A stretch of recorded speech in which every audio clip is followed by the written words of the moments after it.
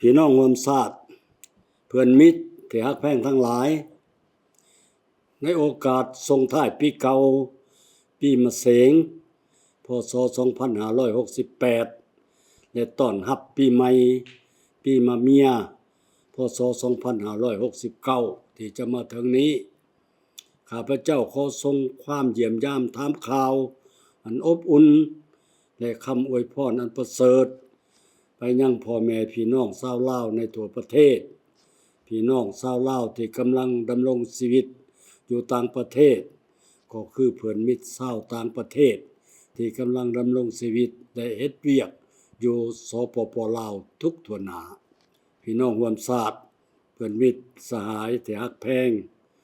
ปีมะเสงที่กำลังจะผ่านพ้นไปเป็นปีที่มีความหมายสำคัญและเป็นปีแห่งความภาคภูมิใจของปวงชนลาวทั้งชาติที่ได้ร่วมกันเฉลิมฉลองวันสถาปนาสปป.ลาวครบรอบ50 ปีด้วยความเอกอ้างทะนงใจได้ดำเนินกองประชุมใหญ่ครั้งที่12ของพรรคได้ดำเนินการเลือกตั้งสมาชิกสภาแห่งชาติสุดที่10และสมาชิกสภาประชาชนขันแขวงสุดที่5ด้วยผลสำเร็จอย่างสง่างามปีผ่านมาถึงว่าพวกเขาจะประเสริญกับสิ่งท้าทายนานาประการ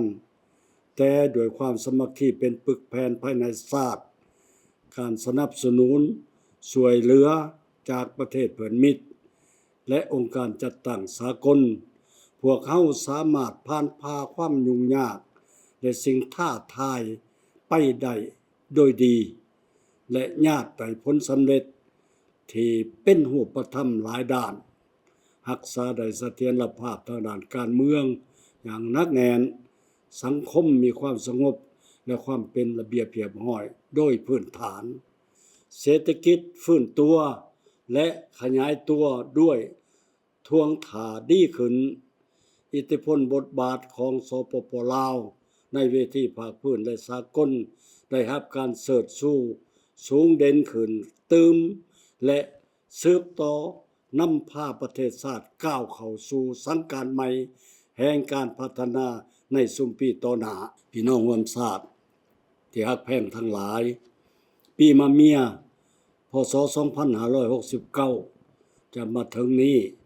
ทั่วโลกยังเสิร์ฟต่อประเสริฐหน้ากับความยุ่งยากซับซ้อนที่เกิดจากผลกระทบของความขัดแย้งและการปะทะกันอยู่บางภาคพื้นดังนั้นจึงขออยากร้องมายังพ่อแม่ประชาชนก็คือทุกภาคส่วนในสังคมจงสืบต่อเสริฐสู้น้ำใจรักชาติและความสามัคคีเป็นจิตหนึ่งใจเดียวอ้อมข้างศูนย์กลางพรรคและรัฐบาลพร้อมกันผ่านพาความยุ่งยากที่จะเกิดขึ้นออกแห่งประกอบส่วนอย่างตั้งหนาเข้าในการจัดตั้งปฏิบัติมติกองประชุมใหญ่ครั้งที่12ของพรรคและแผนพัฒนาเศรษฐกิจสังคมแห่งชาติ5 ปีครั้งที่10ให้มีผลสำเร็จเป็นรูปธรรมเสริฐสู้ความเป็นเจ้าประเทศชาติประกอบส่วนเขาในภารกิจพัฒนาประเทศชาติอย่างแข็งแรงตามทิศสีเขียวและยืนยง